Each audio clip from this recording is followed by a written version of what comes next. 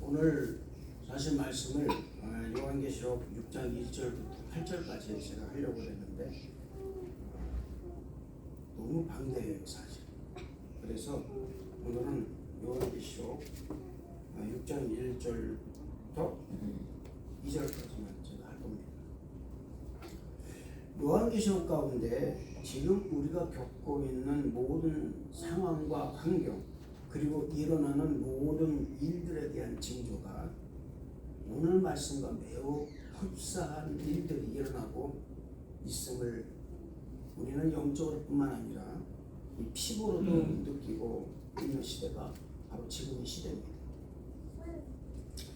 요한계시록에 기록된 마지막 날에 일어날 하나님의 심판을 일곱 나팔 그리고 일곱 대접으로 나누어 설명하고 있습니다. 그런데 이 일곱 나팔, 일곱 대접 사이에는 이것을 이어주는 브릿지 역할을 하는 현상들이 일어나고 있습니다. 그래서 일곱이는 일곱 나팔을 포함하고 있는 거예요. 그래서 일곱인 뛸 때 첫 번째 나팔이 부러집니다. 그리고 일곱 나팔은 일곱 대접을 포함하고 있어요. 그래서 일곱 번째 나팔이 부러질 때 일곱 진노의 대접이 쏟아집니다. 특별히 일곱 나팔과 일곱 대접은 믿는 자에게 쏟아지는 것이 아니에요. 불신앙 자들, 믿다가 타락한 자들, 이들에 대한 심판이 다뤄지고 있습니다. 일곱위는요 믿는 자들까지 포함됩니다. 지금 그래서 이 시대가 어쩌면 인을 때는 시기와도 같은 거예요. 일어나는 모든 현상들이 그렇습니다. 자, 그렇기 때문에 나팔 재앙과 대접 재앙들은 믿는 자들이 당하는 재앙이 아니에요. 불신자들이 당하는 재앙입니다. 그래서 이 나팔 재앙과 대접 재앙은 불신자들이 뭘 요구하느냐? 회개를 목적으로 하고 있는 거예요.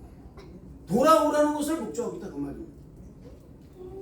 그러므로 우리 믿는 성도가 전도해야 하는 이유가 여기 있는 거예요. 여러분 지금요 갈등할 시간이 없습니다. 여러분 교회를 보고 왜 갈등을 해야 돼요? 지금 그럴 시간 있습니까? 자기 똑똑함 자랑하는 거예요. 지금 우리 그런 시간이 없어요, 여러분. 나가서 복음을 전해야 됩니다. 교회가 어떻고 저떻고 얘기하는 게 아니라 나가서 복음을 전해야 돼요, 지금. 그런 거 안 하면서 앉아서 탁상 공연하는 거 다 소용없습니다.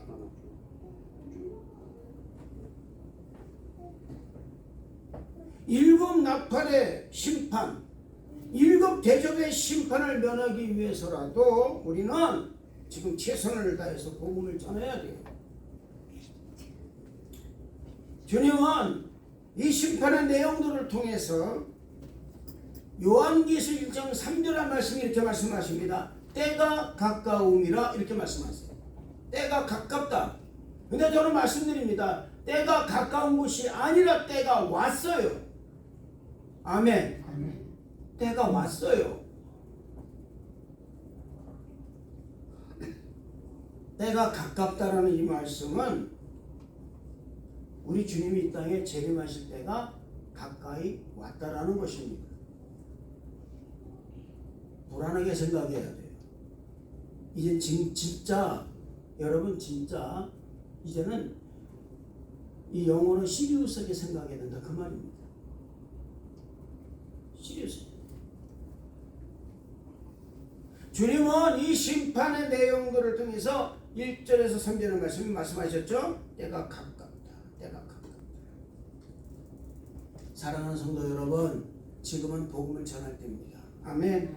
오늘 말씀은 그것을 알리는 첫 번째 말씀으로 일곱인. 그 가운데서 사실 넷째인까지 제가 하려고 그랬는데 그 의미에 대해서 오늘 알아보겠습니다. 너무 많은 내용을 담고 있어서 제가 오늘 1절과 2절의 말씀만 가지고 지금 하겠습니다. 미리 말씀드리지만 일곱 위는요, 요한계시록 3장 10절의 말씀처럼 장차 온 세상에 임하여 땅에 거하는 자들을 시험할 때라 이 말입니다. 장차 온 세상에 임하여 땅에 거하는 자들을 시험할 때라. 이것은 믿는 자든지 믿지 않는 자든지 전부 다 시험 받는다라는 거예요. 교회에서 가만히 보시기 바랍니다. 시험 받잖아요, 여러분. 왜 시험을 받을까요? 그게 여러분 그냥 있을까요? 여러분 편안하게 신앙생활 되는데 왜 시험 받고 갈등하고요? 왜 그렇습니까? 그럴 이유가 뭐가 있죠? 아직도 내가 살아있었어. 내가 아직도 살아있었어. 장차 온 세상에 임하여 땅에 거하는 자들을 시험할 때라 이 말씀처럼 마지막 때에 일어날 일들을 온 세상 모든 사람에게, 이것은 여러분 있잖아요, 믿는 자든지 믿지 않는 자든지 누구를 막론하고 이 시험의 날과 심판의 날이 반드시 오게 될 것이라는 사실을 보여주고 있는 것입니다. 한번 1절 한번 읽어보겠습니다. 1절 말씀 다 같이 1절 말씀 자, 그냥 읽으세요. 시작. 내가 보면 어린 양이 일곱인 중에 하나를 대신해 그때 내가 들으니 내 생물 중에 하나가 어디서 같이 말하되 오라 하라. 사도 요한이 천상에 여러분 세계를 목격하고 예배를 목격하고 그가 성령 충만해서 성령의 인도하심을 받아서 보좌에 앉으신 하나님을 보았습니다. 그리고 하나님의 오른손에 있는 두루마리를 보게 됩니다. 사도 요한은 그 당시 기독교인들이 겪는 고통, 교회가 겪는 환난과 고통이 이 두루마리를 펴서 보는 순간에 모든 시름이 다 사라지고 하나님의 평강의 은혜가 넘칠 것을 기대했던 거예요. 왜냐하면 너무나도 고난이 심했으니까. 자기 자신도 밤모섬에 갇히는 엄청난 그런 고난을 겪고 있으니까 하나님 이 고난에서 벗어나면 언제 벗어나겠습니까? 라는 거였어요. 그런데 놀라운 사실이 뭐냐면 이 두루마리를 펴서 보일 수 있는 사람이 땅 위에나 땅 아래나 땅 이 공중에 없었다라는 것입니다. 그래서 그걸 깨닫고 심히 통곡을 한 거예요. 여러분, 우리가 통곡을 해야 되는 이유가 뭐냐면요, 저는 사람과 사람과 중에서 통곡하는 게 아니에요. 내가 하나님의 뜻을 알지 못하는 데서 통곡을 해야 된다 그 말입니다. 복음을 전하지 못하는 것을 내가 통곡을 해야 된다 그 말이에요. 아멘? 아멘. 그런 것에 통곡을 하지 않고 말이에요. 이상해서 통곡한다 그 말입니다. 그러니까 문제가 생기는 거예요. 마지막 때 마귀가 우리에게 뭘 요구할까요? 마귀가 요구하는 게 딱 하나 있습니다. 뭐냐면 너 사람을 네 감정을 살기 위해서 살아라. 너를 위해서 살아라. 너무나 좋은 말씀, 너를 위해서 살아라. 너무나 좋은 말씀이에요. 굉장히 좋은 말씀입니다. 그러나 우리 기독교인의 사상은 뭡니까? 주님을 위해서 사는 거예요. 할렐루야. 내가 사는 목적이 뭡니까? 주님 때문에 사는 거예요. 내가 살아가는 이유도 뭡니까? 주님 때문에 살아가는 거예요. 내가 자식 낳고 내가 이곳에 사는 이유 뭡니까? 주님 때문이에요. 할렐루야. 이 인식이 우리에게 가득해야 되는데 이 인식이 많이 좀 사라지고 있다는 것입니다.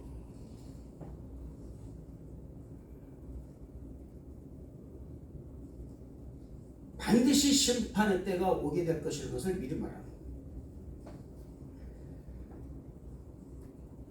그때 장로 중 한 사람이 요한에게 이 두루마리의 인을 띌 수 있는 분은 오직 한 분 있다라는 것을 말씀합니다. 그게 누구냐? 바로 예수 그리스도라는 말입니다. 이 말씀이 끝나자 예수 그리스도가 보좌에 앉으신 하나님의 오른손에서 두루마리를 딱 취하십니다. 두루마리를 딱 취하니까 어떻게 되냐? 고요한 게 아니었어요. 하늘이 열리고 찬송을 했다 그 말입니다. 그냥 막 찬송을 하고요, 경배를 한 거예요. 성도들의 기도가 막 올라가고요, 그 기도가 담긴 금대중의 말입니다. 막 그냥 하늘로 올라가는 거예요. 할렐루야. 저는 성도 여러분의 기도가 하늘로 올라가시기를 축복합니다. 땅에 떨어지지 말고. 할렐루야.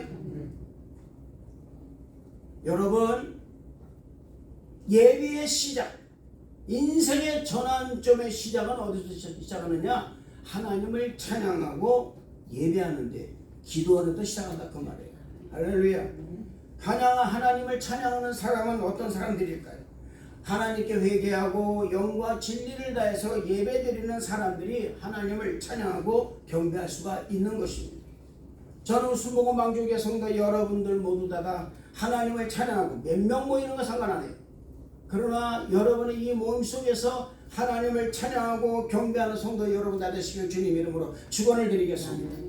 이렇게 하나님을 찬양하고 경배하는 것을 목도하며 감격에 젖어 있었던 이 요한이 보는 가운데 예수님께서는 7인 가운데 첫 번째 인을 딱 띄십니다.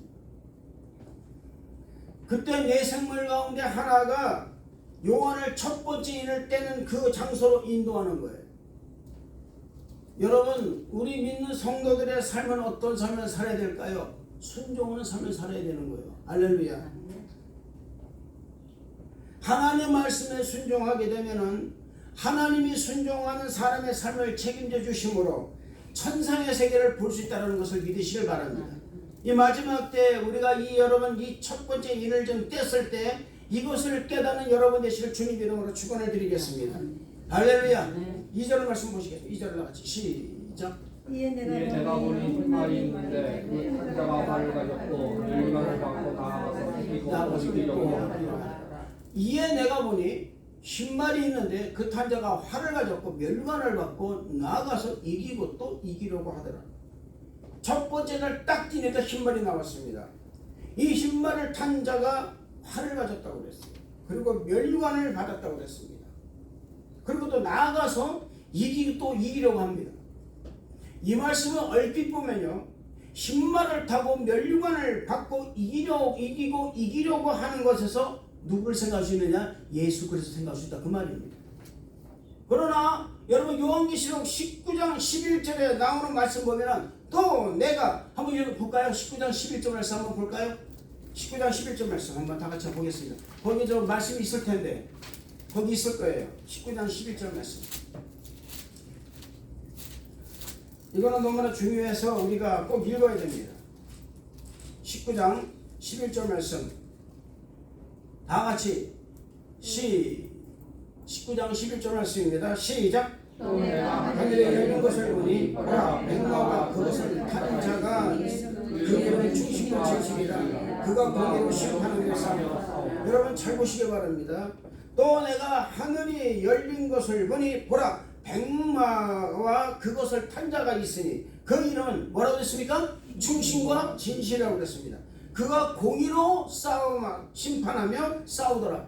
이 말씀에서 여기서 백마를 탄 분은 예수 그리스도를 말하는 것입니다. 오늘 말씀대로 2절에 흰말을 탄 자는 백마를 탄 예수 그리스도와는 전혀 다른 존재라는 것입니다. 여러 이단 단체가 요한계시록에 등장하는 이 흰말을 탄 자를 19장의 백마를 탄 자를 함께 버물린 데가 굉장히 많습니다. 그래서 이 흰말을 탄 자를 교주에게 임한 예수님의 영이라고 말합니다. 교주에게 임한 예수님의 영이라고 말합니다. 이들은 말들은 뭐라고 그러냐? 육체라고 합니다. 그래서 이사야 31장 3절의 말씀 보면 그 말씀을 말들은 육체라는 이 말씀 문자적으로 이용해서 말은 육체 곧 교주의 육체를 가리키고 그 육체에 예수님의 영이 임하는 것이 말타는 것이라고 해석을 해요. 그래서 말탄 자는 뭐냐? 예수님의 영이 교주의 육체에 임한 특별한 뭐라고 그러냐? 고해사라고 주장하고 있다 그 말입니다. 이걸 누가 하느냐? 이 말이 가르쳐하고 있다 그 말이에요.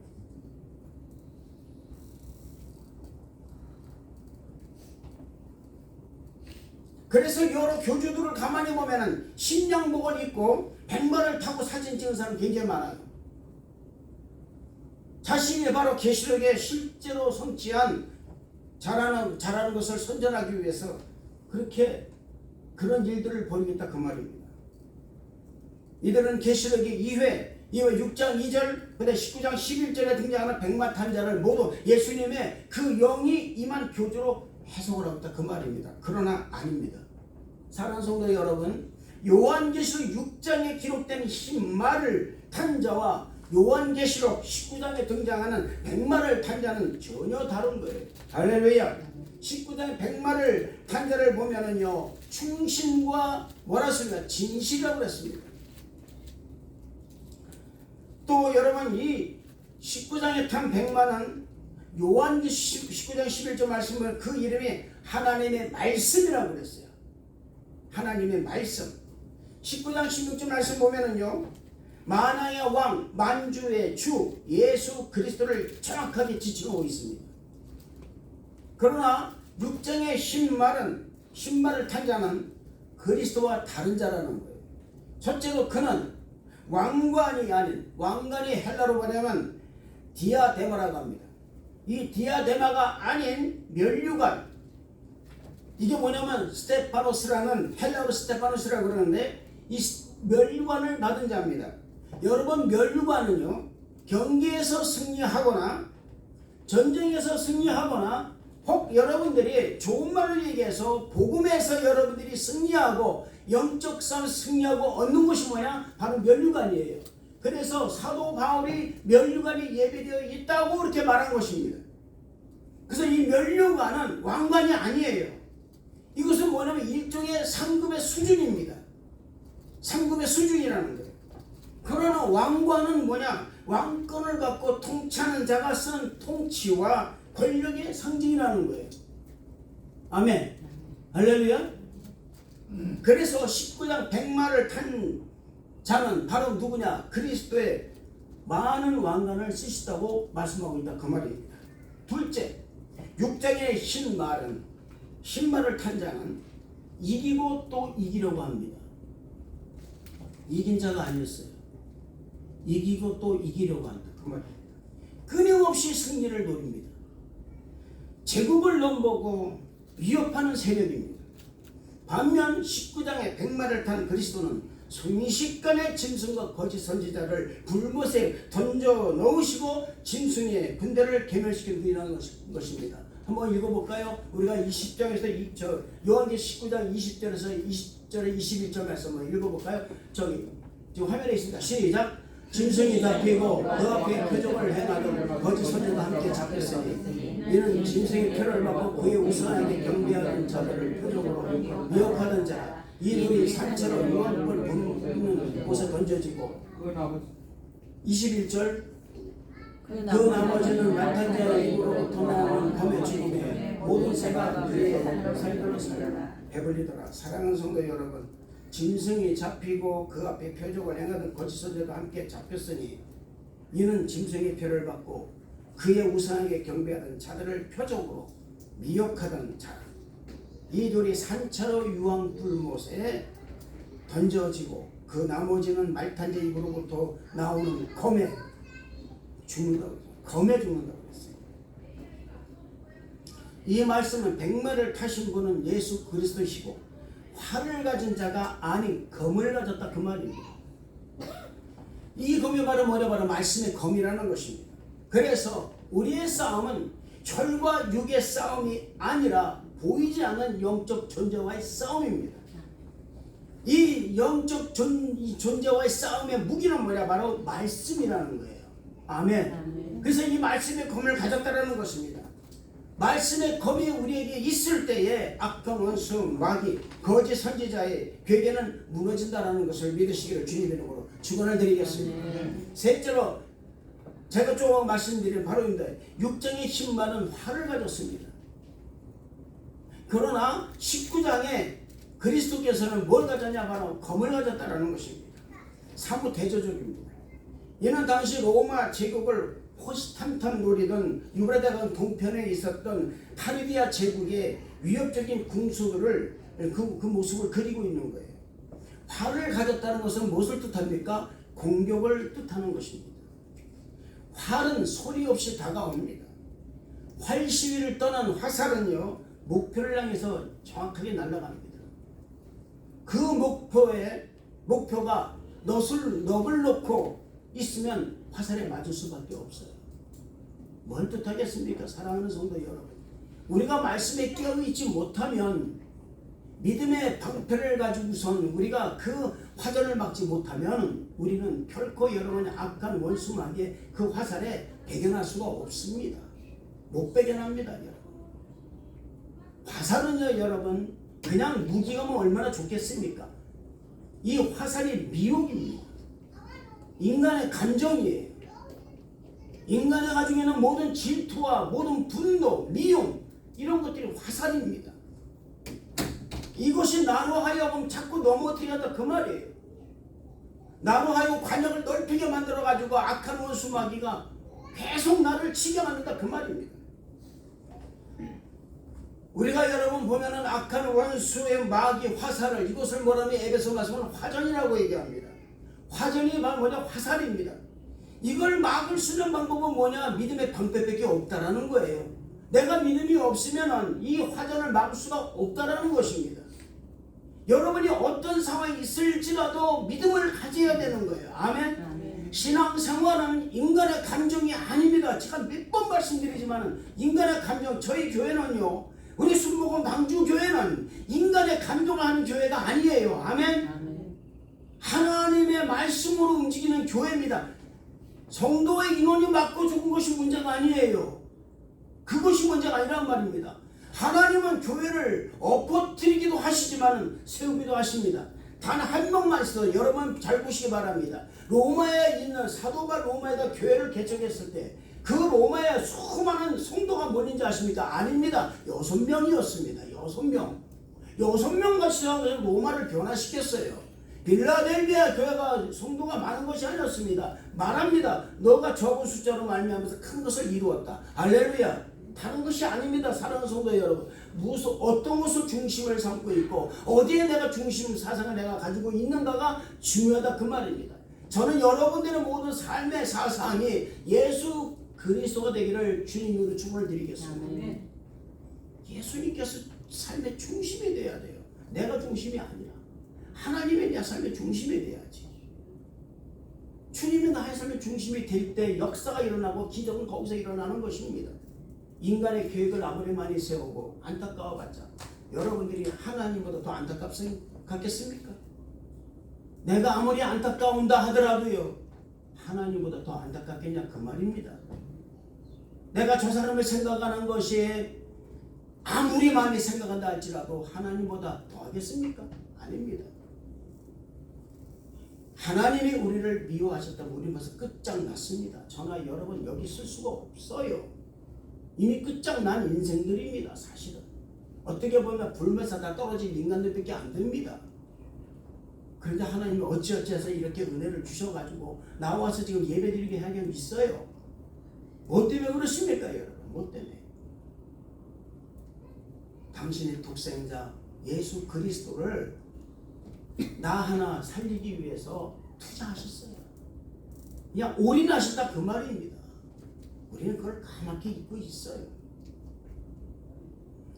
우리는 여러분 그냥 여러분 눈에 보이는 화살 날라오면 무섭죠. 그런데 눈에 보이지 않는 화살이 내게 엄청나게 많이 오고 있다는 것을 감지하지 못합니다. 그것을 감지해야 되는데 얼마나 따가울까? 얼마나 아플까? 그 옛날 여러분 사육신들이 마지막 여러분의 그 화살에 맞아 죽을 때 생각하시 바랍니다. 그 한 방이면 끝났어요, 여러분. 한 방이 끝났어요. 우리들이 어떻게 보면 악한 원수마귀의 화살에 한 방이면 끝납니다. 다 고꾸라질 사람들이에요. 그런데 하나님은 우리를 위해서 믿음의 방패를 주셨다는 거예요. 할렐루야. 할렐루야. 우리가 믿음으로 이 악한 원수의 화살을 막아야 돼요. 아멘. 저는 성도 여러분 모두 다 악한 원수의 화살을 막을 수 있는 믿음의 방패를 마련하시기를 주님 이름으로 축원을 드리겠습니다. 이렇게 볼 때 이 요한계시록 6장의 흰말을 탄 자와 요한계시록 19장의 백마 탄 자는 분명히 다르다는 것입니다. 이제 우리는 요한계시록 6장 2절에 흰말을 탄 자와 계시록에 나오는 19장에 나오는 이 백마 탄 자를 구별할 수 있는 영적 눈을 가져야 됩니다. 아멘. 그렇다면 이 흰말을 탄 자가 이기고 또 이기려고 하는 것은 무엇을 의미할까? 이것을 여러분 정확하게 알려면은 마태복음 24장에 그 다음에 마가복음 13장 1절에서 6절의 말씀, 누가복음 21장 5절에서 8절의 말씀 보면 이 10마리 탄자가 무엇을 하는 정확하게 알 수가 있다 그 말입니다. 그래서 저는 오늘 여러분들과 같이 나눌 때 요한계시록 6장의 말씀과 더불어서 마태복음 24장의 말씀을 함께 보면서 말씀을 드리고자 하는 것입니다. 오늘 먼저 10말에서 여러 말씀드리고 다음 주부터 제가 나머지 세 종류의 말에 대해서 묵시를 말씀 나누고자 합니다. 자, 마태복음 24장, 마태복음 있을 거예요. 마태복음 24장 1절에서 3절의 말씀까지 한번 보겠습니다. 다 같이 저기 화면에 있습니다. 다 같이 보시기 바랍니다. 시작. 예수께서 성전에서 나와서 가실 때 제자들이 성전 건물들을 가리켜 보이려고 나오니 너희가 이 모든 것을 보지 못하느냐? 내가 진실로 너희에게 이르노니 돌 하나도 돌에 남지 않고 다 무너뜨려지리라. 예수께서 3절 시작. 예수께서 감람산에 앉으실 때에 제자들이 주에게 와서 이르되 우리에게 이르소서 어느 때 이런 일이 있겠사오나 또 주의 임하심과 세상 끝에는 무슨 징조가 있사오까. 여러분 여기 보면은요 제자들이 와서 묻습니다. 자, 이 말씀은 사실 이 말씀은 마가복음도 누가복음도 다 기록되어 있습니다. 똑같은 내용입니다. 똑같이 기록되어 있어요. 예수님께서 성전에 나오셔서 가실 때 제자들이 성전 건물을 가리킵니다. 그리고 말합니다. 성전이 아름답지 않습니까? 아마도 제자들은 이 웅장한 예루살렘의 성전을 예수님께 보이면서 예수님께서 아마 이 성전을 보시고 감탄하실 줄 알았어요.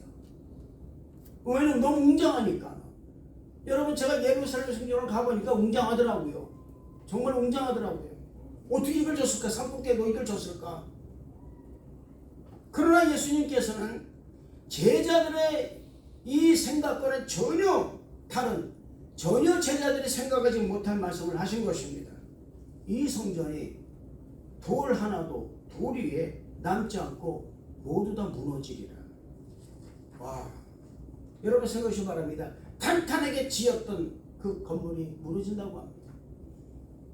예루살렘에 가보니까는 통곡벽이 하나밖에 안 남아있어요. 다 무너졌고요. 거기에 수많은 사람들이 와서 종이 쪽지 말아가지고 껴놓고 기도를 합니다. 그걸 말씀드리는 것이 아니에요. 예수님의 이 말씀은 이 세상 종말에는 인간이 세운 모든 문화가 다 무너질 것을 성전을 두고 말씀하신 거예요. 아무리 30층, 40층, 고층, 100층, 200층 건물을 졌다 할지라도 결국은 다 무너지게 돼 있다 그 말입니다. 인간의 유토피아는 무너지게 돼 있다 그 말입니다. 인간이 세운 엄청난 성전을 할지라도 그것이 하나님의 성령이 없고 예배가 없고 건물만 덩그러니 있는 교회, 건물, 성전 이 모든 다 무너질 것이라고 말씀하셨다는 겁니다. 이 말은 우리 마음속에 여러분 주님 말씀하셨어요. 사도 바울이 말했습니다. 너희들이 성령에 거하는 전이 아니냐 그랬을 때 이 성령에 거하는 전이 어떻게 무너지느냐? 간단합니다 여러분. 미혹받으면 무너지게 돼 있는 거예요. 인간의 감정을 가지면 무너지게 돼 있다 그 말입니다. 하루아침에 무너지는 것이 바로 뭐냐? 바로 인간의 여러분 세운 성전이에요. 여러분의 마음이 어떤 마음이 되어야 되고 어떤 마음을 가지고 어떤 삶의 가치를 가지고 나가는가 따라서 여러분 안에 성전이 세워지느냐 아니면 성전이 세워지지 않고 무너지느냐에 따라서 다르다 그 말입니다. 저는 성도 여러분들이 짓고 30년 40년 세운 여러분 이 마음속에 세운 이 우리를 안에 이 내면의 세계에 세운 성전이 무너지지 않기를 축복합니다. 결국 여러분 그 조그만 그 인간의 그 감정 가지고요 여러분 나 열심히 하느라고 그런 걸 가지고서 여러분 이걸 무너뜨리면 되겠습니까? 마귀는 지금 뭘 좋아할까요? 어떤 걸 좋아할까요? 마귀가 좋아하는 것이 뭡니까 여러분? 마귀는 우리가 이렇게 살기를 원하고 있어. 그래 맞아 네가 하는 행동이 맞는 거야. 그래 이러면 넌 교회 나가야 돼. 너 이러면 너는 그냥 정리해야 돼. 젊은 친구들 요즘 어떻습니까? 교회 마음 안 들으면 안 나와요 여러분. 자기 마음에 들어야 나와요. 그리고 어디가 중심이냐? 자기 삶이 중심이에요. 죄송합니다만 이 목사 아들도 마찬가지입니다 여러분. 다 똑같아요. 다 자기 중심이에요. 자기 자녀가 힘들고 어려워하면 안 나오는 거예요. 이건 이미 성전이 무너진 것입니다, 여러분. 저는 그렇게 봅니다. 여러분, 신앙은요, 나와 하나님 관계, 나로 인해서 다른 사람이 구원받는 거 아닙니다. 내가 하나님 앞에 바로 서 있지 않으면 나는 끝나는 거예요. 내가 나를 위해서 옆 사람이 아무리 기도를 많이 해줘도 안 된다라는 거예요. 아무 소용이 없다라는 것입니다. 내가 열심히 해야 된다 그 말입니다. 중보기도를 해줄 수 있어요. 그러나 그 중보기도를 통해서 나와야 되는데 안 나오면 다 끝나는 거예요. 예수님께서는 감람산에 올라가서 앉으셨습니다. 이 말씀을 하시고요. 그때 제자들이 걱정스러운 거예요. 나와서 묻습니다. 이 성전이 돌 하나라도 돌에 남지 않고 무너지는 일들이 어느 때 일어날 것이며, 이런 일이 일어나는 세상 끝에는, 잘 보세요, 세상 끝이라고 그랬어요. 알고 있다 그 말입니다. 제자들도 이제는 알았다라는 거예요. 세상 끝에는 무슨 징조가 있겠습니까? 갖다 물은 거예요. 그때 예수님께서는 이 질문에 마태복음 24장 4절에서 5절에 이렇게 말씀하십니다. 찾아주세요. 4절 5절 한번 읽어보겠습니다. 4절 5절 시작.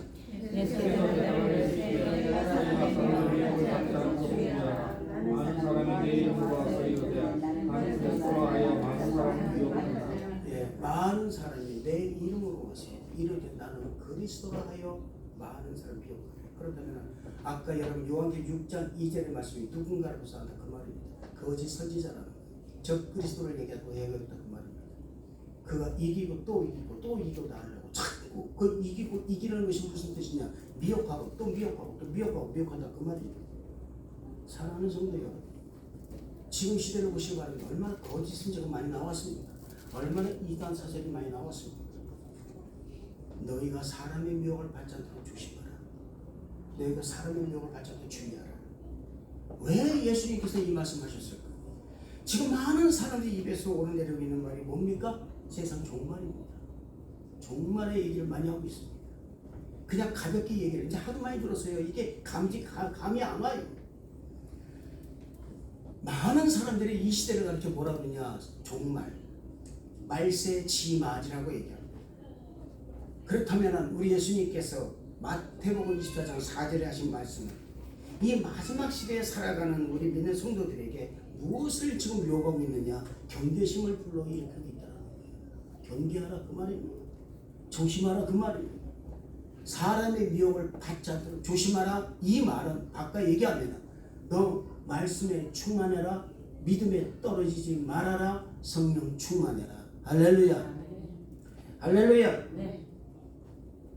예수님께서는 6장에 여러분이 그 흰말이 왜 나왔느냐? 그가 이기려고 일하는 건 뭐냐? 사람 미혹하고 또 미혹하고 미혹하고 미혹하는 것을 이야기하고 있다 그 말입니다. 그래서 말씀하시는 너희가 사람의 미혹을 받지 말라. 사람의 미혹을 받지 말라는 말씀은 사람이 하는 말에 귀담아 듣지 말라 그 말입니다. 그 사람은 나에게 너 어떻게 해줄게? 이런 조건으로 해줄게. 믿지 말라 그 말입니다. 여러분 제사장이 이 여러분 그 사사기 시대 때는요 지들 마음대로 갔어요. 제사장이 목사입니다. 여러분 목사가 돈 많이 주니까 다른 집 바로 가버렸어요. 그 성전 내비도 그냥 가버리는 거예요. 이게 무슨 말이냐? 너 사람의 미혹을 받지 말라 그 말입니다.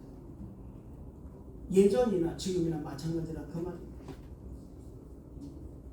교회를 함부로 팔아제끼고 그것도 두당 얼마씩 해가지고 성도가 몇 명에 따라서 값어치가 정해지고 좋은 말로 얘기해서 같은 교파니까는 판다 얘기를 합니다. 안 됩니다 여러분. 안 됩니다 여러분. 정말 안 됩니다.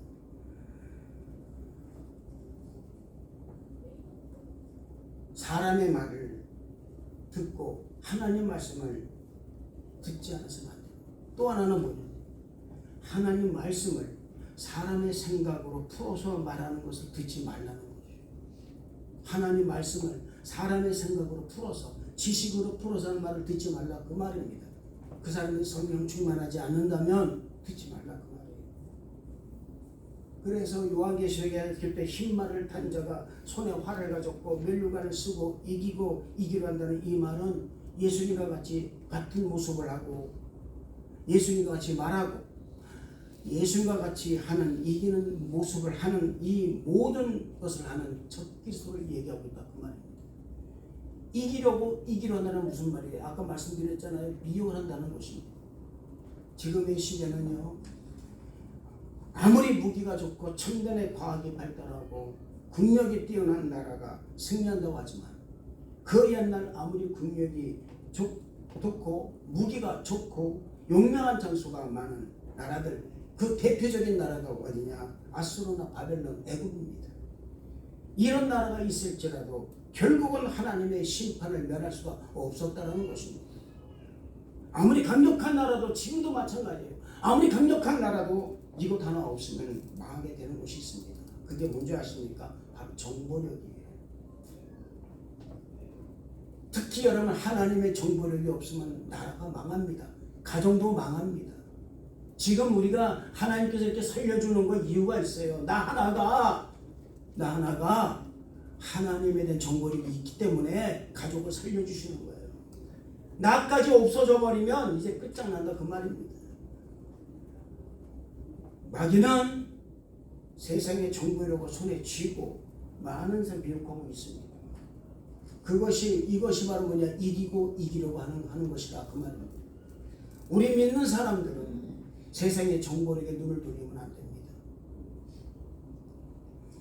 세상의 정보력에 눈을 돌리는 것이 아니라 하나님 나라의 정보력에 눈을 돌리시기를 축복합니다. 저는 이것을 영적 정보력이라고 해요. 이 영적 정보가 없으면 하나님께 대한 정보가 없음으로 말미암아 위기가 닥치거나 어려움에 처하게 되면은 악한 마귀의 정보에 넘어갈 수밖에 없는 거예요. 또한 영적으로 악한 원수 마귀가 우리를 미혹하여 우리로 하여금 실족해 하고 미혹을 받아서 신앙생활을 실패하게 함으로 인해서 영적 전쟁에서 패할 수밖에 없게 만들어 버린다는 것입니다. 그래서 저는 여러분에게 말씀드립니다. 사랑하는 성도 여러분, 저는 우리 성도 여러분들이 전부 다 하나님에 대한 정보력이 뛰어나시기를 주님 이름으로 축원을 드리겠습니다. 할렐루야. 활을 가진 것은 뭡니까? 미혹이 무기입니다. 현혹하는 무기입니다. 맞으면 그냥 가는 거예요. 세상 말로 맞으면 그냥 골로 가는 거예요. 맞지 않기를 바랍니다. 할렐루야. 맞지 않으려면 어떻게 됩니까? 내가 믿음의 방패를 가져야 돼요. 마귀도 여러분 자신들의 고유 언어가 있습니다. 그 언어를 가지고요 우리를 공격하는 거예요. 우리에 대한 정보를요 마귀가 더 많이 수집하고 있습니다. 여러분 개인 한 사람의 정보를 마귀가 안 가지지 않습니까? 다 가지고 있습니다. 너는 이것이 약해. 너는 이것이 약해. 너는 감정적이야. 다 가지고 있습니다. 여러분 얼마나 무섭습니까? 무서운 존재예요. 얕봐서는 안 됩니다. 얕보면 당하게 돼 있어요. 얕보면 구렁텅이에 빠지게 되어 있습니다. 얕보기 때문에 세상 말을 듣는 것이고 얕보기 때문에 사람 말을 듣는 것입니다. 얕보기 때문에 하나님을 경홀히 여기는 거예요.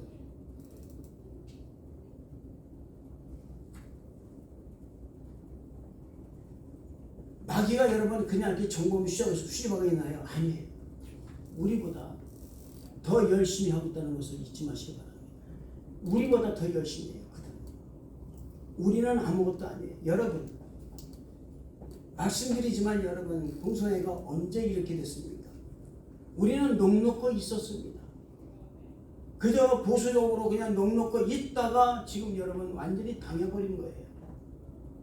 이제는 더 이상 빼도 박도 못합니다. 이미 교회가 허락을 했기 때문에 마찬가지. 넉넉히 있어서 당하는 거예요. 그들은 마귀는 엄청나게 정보를 많이 수집을 하고 50년 이상을 수집을 했습니다. 우리는 50년 동안에 까먹고 있었던 거예요. 그저 성경 말씀에서 여기 나오니까 절대로 이런 일은 하나님께서 이루어지지 않게 하실 거야. 그러나 이미 여러분 넘어가 버리고 말한다는 사실. 마태복음 24장 24장 5절의 말씀에 보시기 바랍니다. 다시 한번 보세요. 마태복음 24장 5절을 다시 한번 보세요. 다시 시작. 많은 사람이 내 이름으로 와서 이르되 나는 그리스도라. 많은 사람 보세요. 많은 사람 미혹한다 그 말입니다. 다 넘어가게 돼 있어요. 저는 성도 여러분들이 성령 충만하기를 축복합니다. 믿음으로 충만하기를 축복합니다. 할렐루야. 육신의 전쟁보다 더 무서운 전쟁이 뭔지 아십니까? 마귀와 영적 전쟁이 더 무섭다는 것을 아셔야 돼요. 육신의 전쟁은요, 폭탄 떨어지고 그러면 끝납니다. 그러나 영적 전쟁은 뭐냐면 나 자신을 확대시키기 때문에 나 자신을 지옥으로 끌고 가는 아주 그런 피폐하게 만들어 버린다는 사실입니다. 여러분, 세상이 다 무너져도 하나님은 현존하십니다. 할렐루야. 우리를 역사하신다는 것을 믿으시길 바랍니다. 그래서 저는 여러분들에게 한 가지 권면을 드립니다. 여러분 모두 다 굳건한 믿음의 반석에 서서 하나님의 말씀을 무기 삼아서 악한 원수 마귀의 미혹과 괴계를 물리치는, 그래서 성령 충만한 성도 여러분 받으실 주님 이름으로 축원을 드리겠습니다. 할렐루야. 기도하겠습니다. 하나님 아버지 감사합니다. 하나님의 말씀 안에서 살기를 원합니다. 우리가 성령 충만하여 악한 원수마귀의 괴계를 완전히 괴멸시켜서 인도하여 주옵소서. 주님께서 함께 주심을 믿습니다. 역사하여 주옵소서. 예수님 이름으로 기도드렸나이다. 아멘.